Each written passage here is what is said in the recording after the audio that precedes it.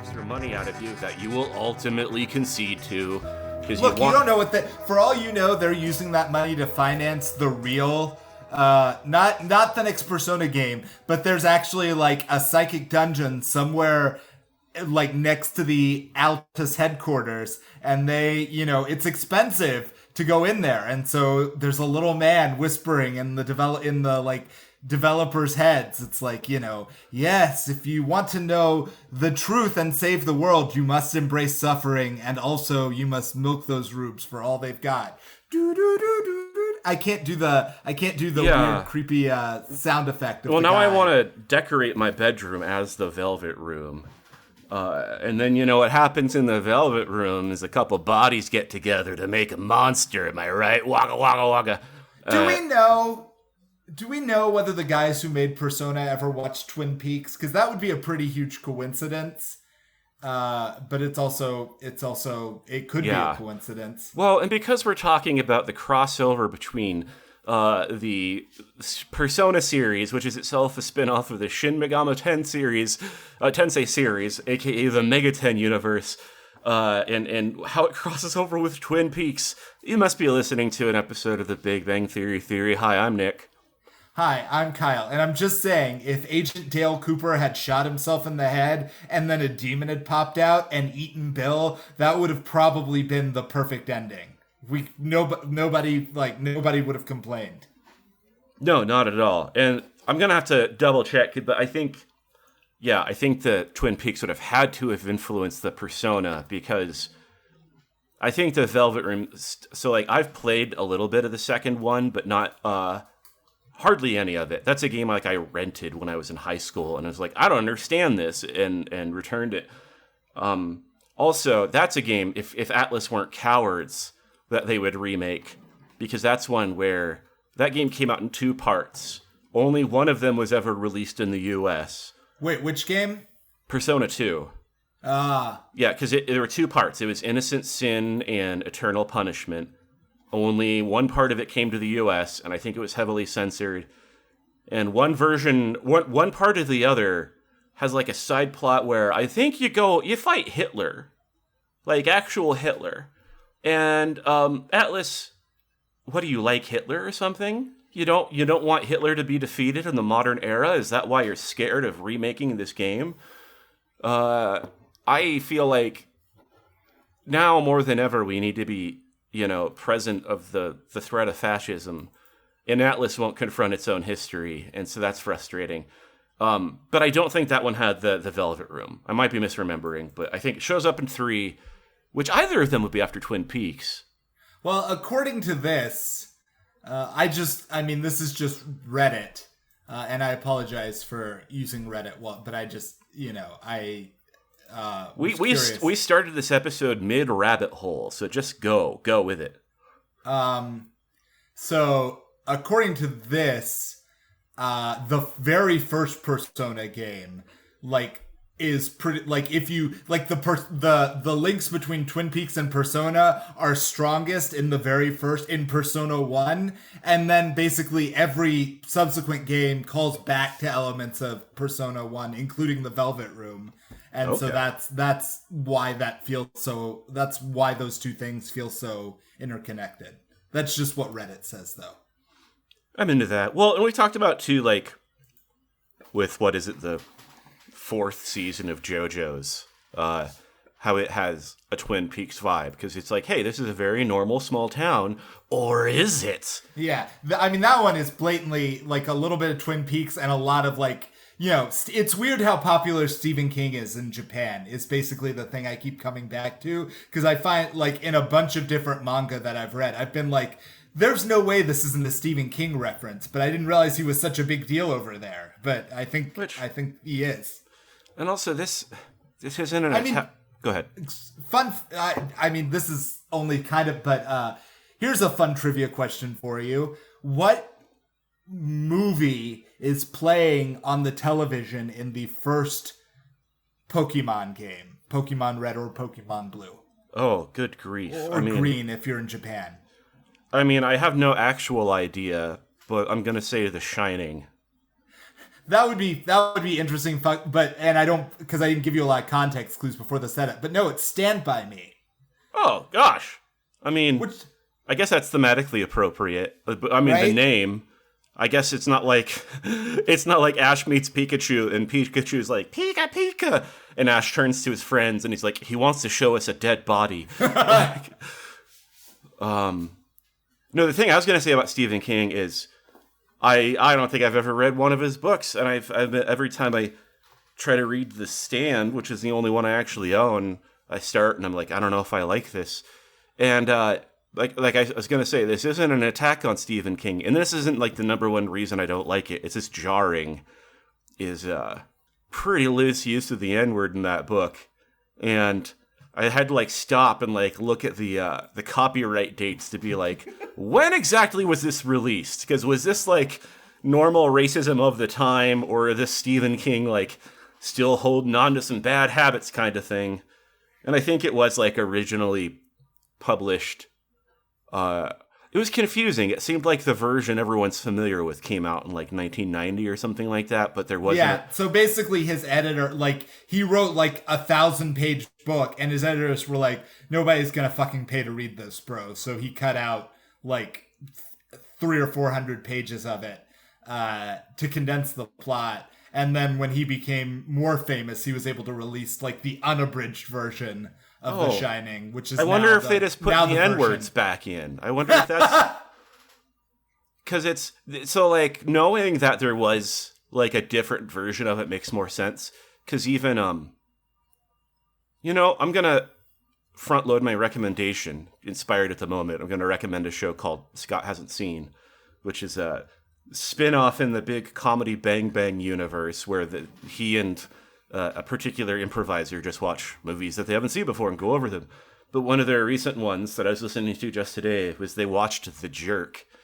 And he hates these cans. Well, everyone seemed to agree that part was funny. Sleeper agent. That's, you awoke like the Manchurian Candidate in me whenever. Well, but that was like the difference in experience they were having is so like the lead improviser that's on the show plays in character. His name is, I think it's Sean Diston, but he plays as the character Sprague the Whisperer. And he's black, and he's younger than Scott, the host. He might even be younger than us. And so someone who has never seen The Jerk, watching it for the first time in 2025, and is a youngish black man who was like, I got a lot of questions about this movie. You gotta tell me right now how people felt about it at the time, all right? You gotta tell me how much people loved this particular part, because it was difficult. It was difficult. And you know what? I'll talk more about that later, because that's not what this show is about. This show's about another show where stuff like that doesn't happen as much. Sometimes it has problematic stuff. Overall, it plays it pretty safe. Yeah, we watched the television show The Big Bang Theory. We talk about it. And today we're watching the 16th episode of the 9th season, officially titled The Positive Negative Reaction. And the official unofficial fan summary reads, Bernadette tells Howard that she's pregnant, but his reaction is not what she thought it would be. The guys take Howard to a karaoke bar where Penny's posse joins them to celebrate. That's weird. I don't like that summary at all. That second sentence, yes, that happens, but that seems so inessential. But yeah, I mean, that's because this plot is really just the boys talking about, being a parent, and the girls talking about being a parent. That's really what happens in this episode. Yeah, well, and it's like, to give credit to the show, I do like that Bernadette announcing she was pregnant. First of all, she did it in a fun little way. She left little sticky note clues in the kitchen. So Wallowitz would have to go through a couple drawers before he got the full message. I don't know why she felt like she had to do it that way, but I did think it was cute. But like I said, to give the show credit, like Wallowitz's reaction is not either like overwhelming joy or like terror or like revulsion or something like that. It's mixed, where he's excited about it, but then he's like, but I'm a what kind of dad am I gonna be? Yeah, he has what I would call a very reasonable freak out at the prospect of bringing a life into this world and having responsibility for it. Yeah, exactly. And in that way, I didn't think about this when I was watching it, but like right now I'm realizing this is like the least like selfish and weird Wallowitz has ever been. Like this is, I think, the most normal, healthy reaction and behavior he's had in the entire series. Is he learns that he and Bernadette are gonna have a baby, and he's like, "Well, Jesus Christ, this is terrifying. I got to get into dad mode." And it's like, "Well, all right, good, kudos." And then, yeah, like you said, it is kind of just the boys talking about that on the one side. And this is silly. Like, I don't mind it because, hey, it's still a TV show and they got to do something. But their way of resolving Wallowitz's insecurities about being ready for parenthood is he like, they're chatting at this tiki bar, and he's like, "Oh, what if this theoretical application of this actual mechanical thing were to work?" And they're all kind of drunk, but Sheldon and Leonard are like, "Actually, that makes a lot of sense. Hey, guess what? It looks like in your own way, you've just contributed to the scientific discovery that inevitably will take care of all of our financial concerns in some sort of abstract way." Even though Sheldon, I think it was, is saying straight out, they're like, "Well, no, we're never going to see a dime from this. We don't," which I think is part of the reason they, are excited about the practical application. But, it's just, it's silly both in that they are able to come to this like epiphany like this, even though I guess that's how epiphanies work. But that it's also in the same episode like, "Oh, all my dad problems are no longer worries." And then on the Bernadette side of things, it's basically the same conversation, except it's like she's reacting to Howard's reaction. But it's also very reasonable too, where she's like, he's the one who wanted the kid. Like, I'm happy about this, but like if he's not fully psyched. And then, yeah, she and the ladies, they chat and they kind of come around on it too. And so, it's not like all these episodes need real conflict.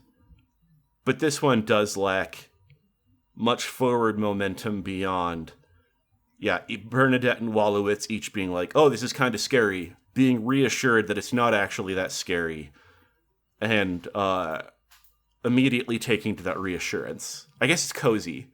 If you're someone who like really loves pregnancy announcements in sitcoms, goddamn, this is the perfect episode for you, because nothing upsetting happens.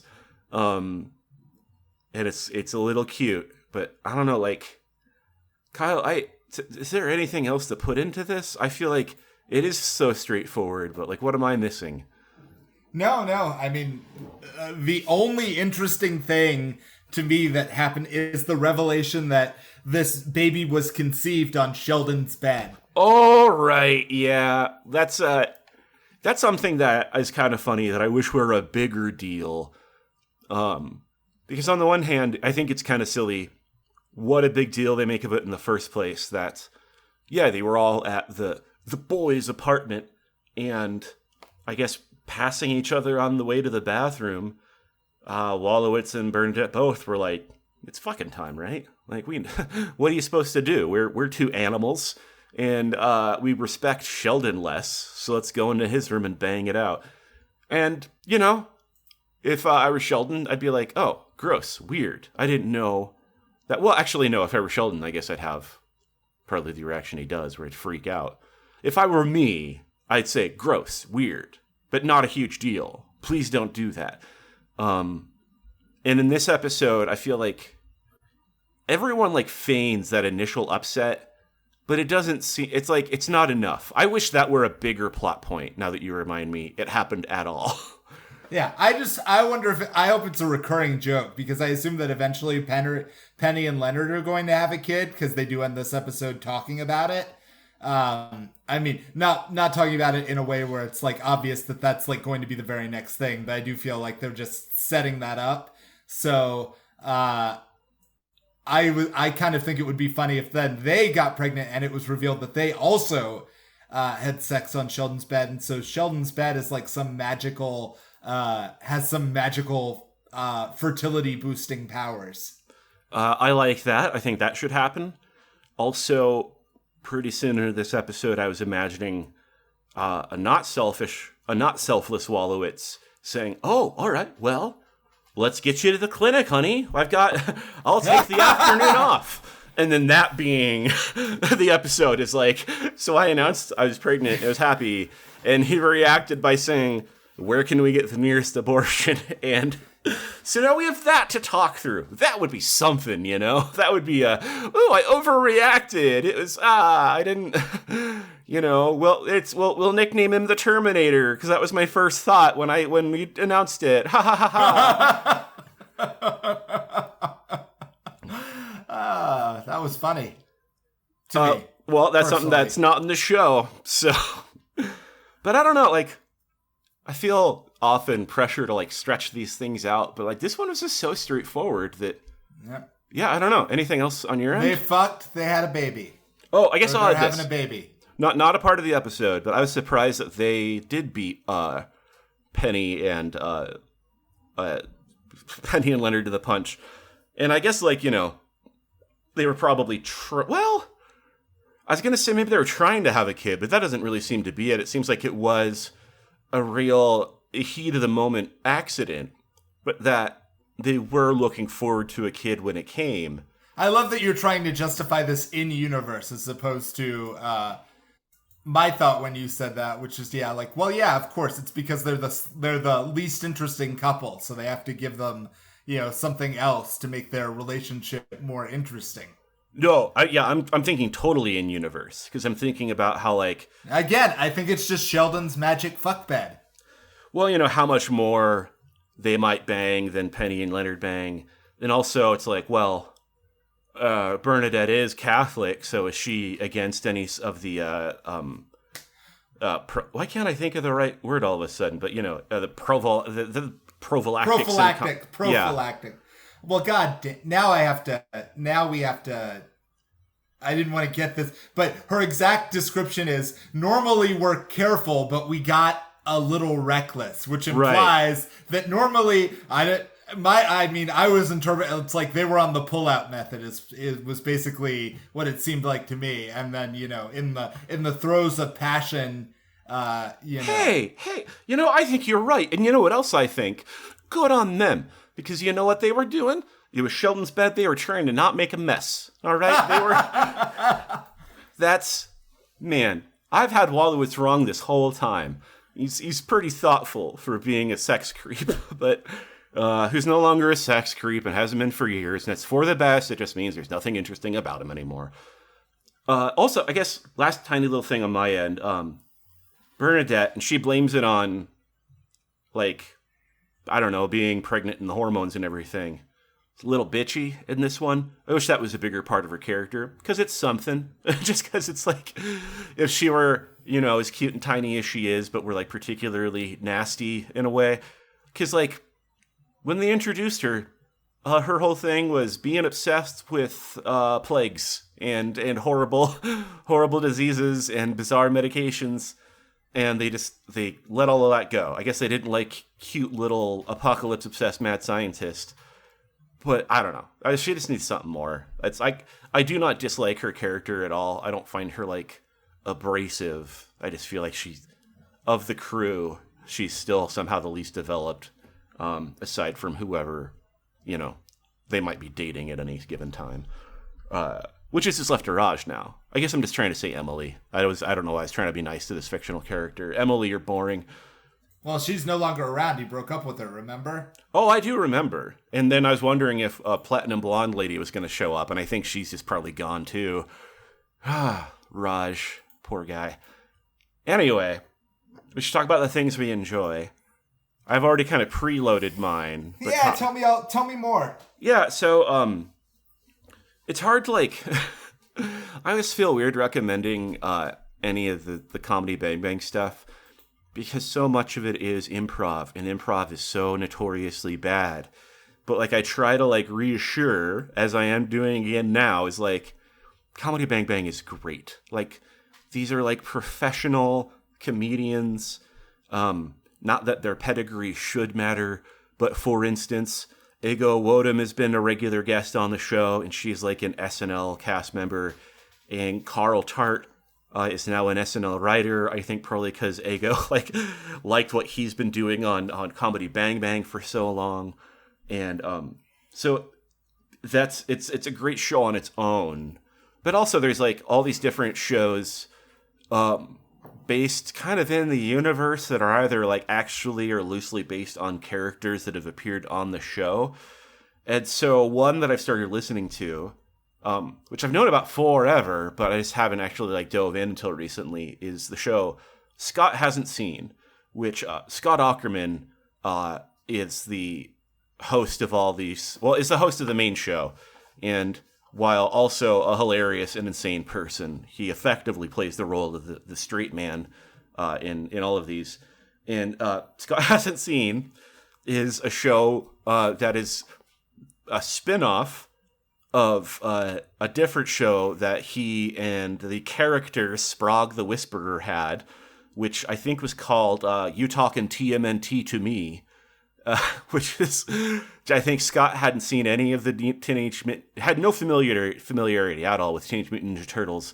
And so they went through all those properties, and while doing that, they were like, what if we just had a show like about showing each other like big movies that we just never got to, things that were overlooked, that are like huge parts of culture that we just missed. And so that has developed into Scott Hasn't Seen, or when it's Sprague's turn, Sprague Hasn't Seen. And it's great, because first of all, both of them are just like hilarious in their own right. And they'll always have it, well, maybe not always, but they usually have a guest who's always going to be another great comedian. And just as far as like watching these, and it's not like necessarily like a review show, but what they'll do is they'll go into the movie like and kind of describe, you know, even though they haven't seen it, like what level of familiarity they already have, what their expectations are, and then, you know, they'll watch the movie, and it's not a watch along thing either. They have an introduction, and then they'll cut to their after the movie thoughts. And then it gets into, well, how did this meet your expectations? And now that you've seen this, is this something that like you now realize like you couldn't live without? Or could you have happily died having never seen this movie? And so like, for instance, with The Jerk, you know, you've got like two different generations of comedians at least talking about a movie from like the late 70s. And especially because they're like real comedians, it's like great hearing them talk about like their own influences and being like, wow, this is such an important example of like anti-comedy and like giving a comedian just like a space to showcase their talents. And does it hold up 50 years later? Like are these things that were so remarkable at the time like tired now? And getting those perspectives. And also another more recent one that really won me over was they watch a live screening of the Rocky Horror Picture Show with live performers from LA New Art Theater. And I think that is funny, especially because it, again, draws a very stark line between comedians and theater people. And which one of those groups thinks they're funny and which is actually funny. So it's great. The only downside, and it's not a huge downside, is Comedy Bang Bang itself has a free feed. The reason I was like hesitant to go into this is you got to pay for it, but like it's $5 a month to get like this whole host of other shows. This is like one in the bucket that I just happen to particularly like. But that said, like, I don't know, a broad recommendation, just check out Comedy Bang Bang. That's it. Again, it's something I've loved for years, and it's like a hard sell just because nobody wants to hear. Nobody's excited about the idea of an improv comedy podcast, but it's great. So that's my recommendation. Kyle, your turn. Okay, so this is it's related to somewhat to, I guess it's just thematically consistent.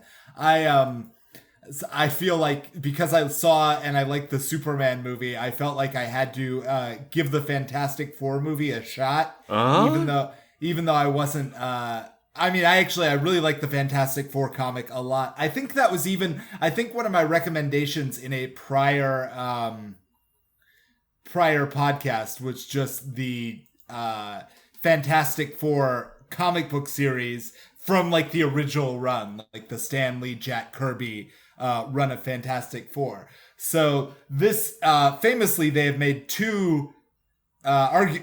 Actually, I guess technically there have been four, but there have been three different iterations of the Fantastic Four between this one of which was Roger Corman, so that's almost like a gimmick. Nobody talks about that. But the other two were serious commercial attempts, and both of which everyone agrees in retrospect were pretty terrible. Well, which I've seen none of these until a few weeks ago. I finally saw the Josh Trank version. Holy cow, that movie is nuts. That's barely a movie. But sorry, continue. Yeah, the kind of movie that in a fair and just universe would have killed a person's directing career forever, but apparently not in Josh Trank's case. But actually, maybe I'm thinking of someone else, because maybe... Oh, no, he's making the... he made other movies since. People gotta work, you know? He shouldn't have been handed that. He shouldn't have been anywhere near that property. Especially when I learned after the fact that he was not familiar with the Fantastic Four, didn't care about them. And so when they gave him the reins, he's like, look, it's a dark, fucked up Fantastic Four. And everyone said, we didn't know you were going to do that, though. Yeah. So this is very,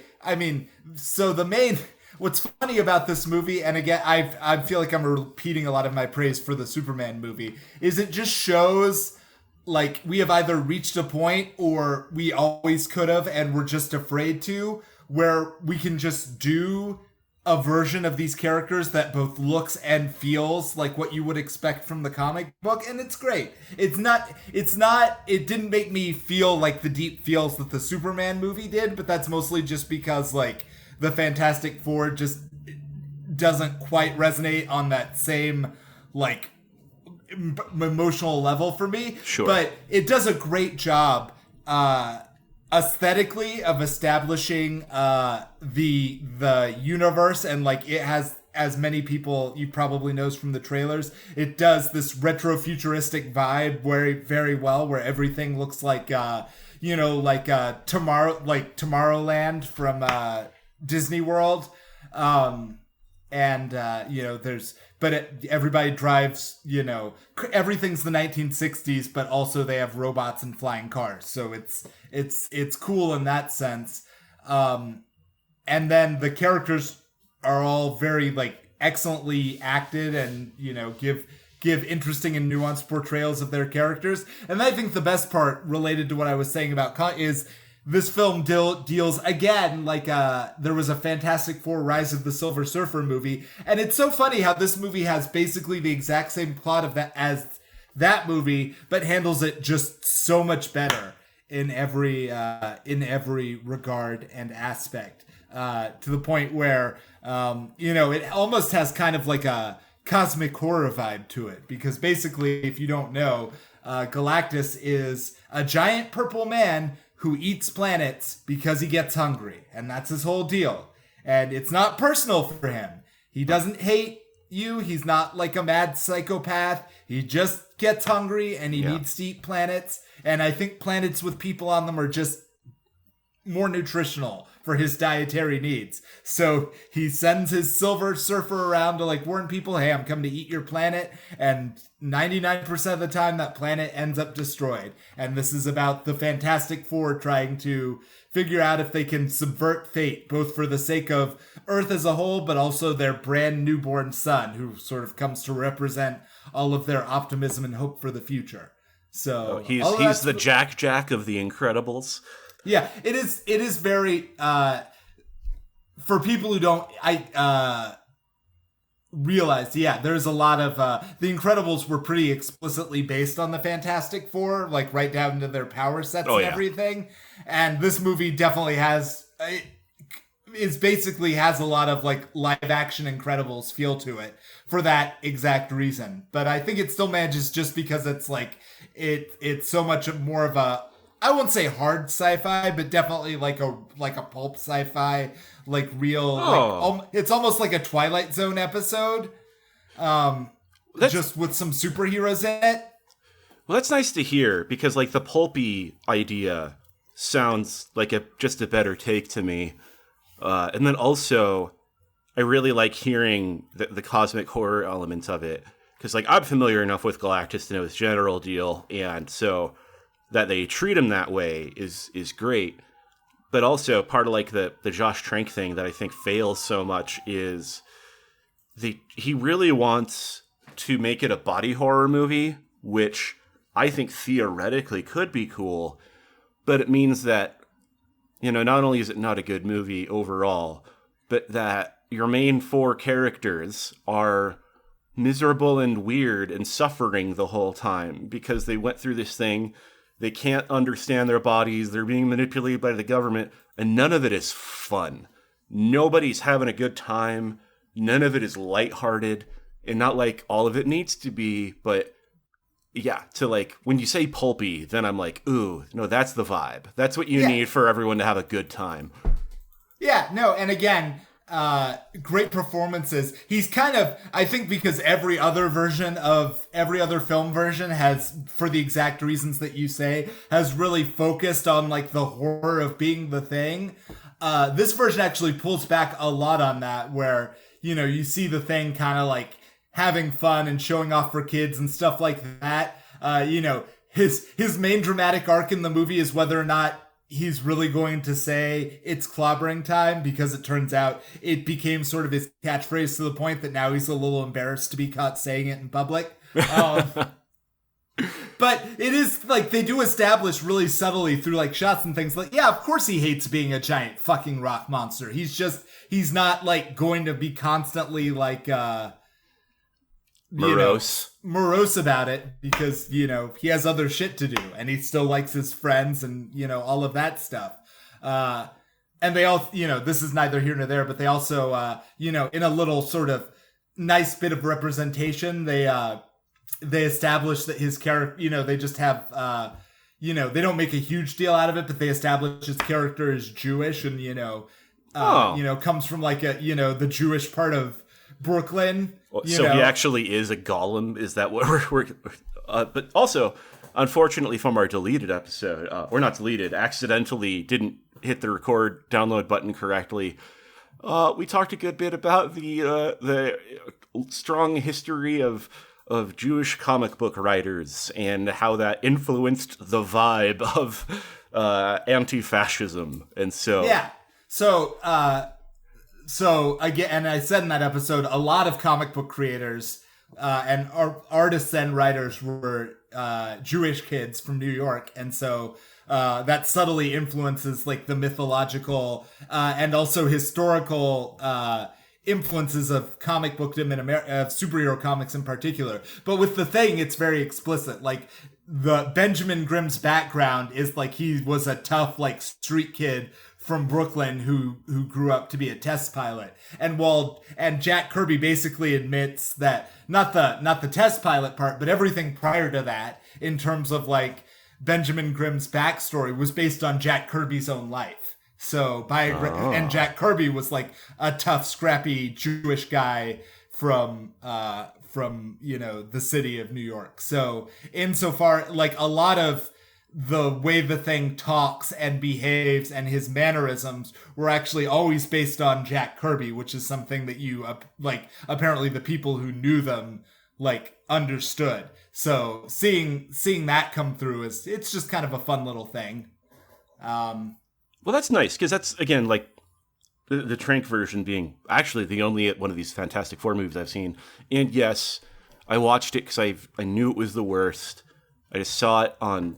Well, actually, I think I was seeking it out, and I was shocked that it had like a 9% on Rotten Tomatoes. But like, if they ever got to the point where, if it had enough movie in it, where the characters, like particularly the Thing, got to that point of acceptance, or at least trying to lean into like these changes, it would have been a lot better. Because what you're describing is what I want to see, is like, yeah, maybe they have, you know, and the Thing in particular, uncomfortable with his powers because he's a rock monster, but that they still have lives and they're still, you know, the people they were before and that they're trying to be. They just are a lot different than they were before a little space trip. And like, going through the miserable part of that is, I guess, necessary, but I'd rather see the fun adventure part. So yeah, and and the family and if you need drama, it's family drama. It's like, four people who know and love each other just trying to stick it out through scary, stressful situations, but still being a team. So it actually, again, it's a weird time for to be a comic book fan, because I had basically given up on movie representation of comic book characters, and then we've had 2 movies come out in like the last 2 months, maybe 2 months that have been like, yeah, we don't give a fuck if you think this is hokey. This is who these characters are, and this is how they should be portrayed. And I'm like, yes, that's correct. That's actually the right way, and it works. It's like, yeah, you think Galactus isn't going to be scary because he's just a big purple guy. But it turns out when like a purple man the size of Godzilla is like, say goodbye to all of your loved ones, I am the end of all things that you know, it is scary. Yeah. Well, and anyone that has a herald, you should really be on red alert. That's not a lot of people have heralds. But then when the herald is, a chromium surfing space alien, that's a time to be like, okay, I guess we are fucked. I don't know. If I were the Fantastic Four, I'd be like, okay, where are the other livable planets? Like, how long can we? Because I am too scared of the giant purple man. They talk about that. So yeah, that's all in there. So good movie. Again, didn't make me well up with tears like Superman did, but did make me be like, it was like a kids are all right moment for me. It's like, people get it. Yeah, no, that's good. That's like, feels like such like a weird, well, you said the kids are all right thing. I was going to say, feels like a weird old person thing to see something like that and just be like, maybe we are headed in the right direction. maybe this is a sign that everything isn't as terrible as it's consistently felt forever. that there's someone out there doing something right, making something fun, making people happy. Yeah, between this and South Park being like, hey, have you noticed that the president probably has a really tiny penis? It's just a good time to be, back. It's like, oh, the South Park guys are on my side again? Damn, the balance in the force is truly shifted. I can't fucking believe that the ways that I am shocked and surprised are so unfathomable. That waking up and being like, White House issues a statement on the latest South Park season premiere. And it's like, what the fuck? What? Like, you can't be mad about it. There's no reason to be mad. Nothing bad is happening. A statement doesn't do anything. But that's where we're at. That's where the White House is like, I don't like that cartoon. It better be part of the official public federal record. Historical documents about how these 2 silly guys with a cartoon made the president so big mad it had to become part of the fucking congressional record. I can't believe it. That's one of the good things. This is one of the most positive, stupid things that's happened. Yes. Thank you, South Park, I guess. But yeah, that is unbelievable. You guys have stuck around forever. You're consistently obnoxious to the right people, so thank you for that.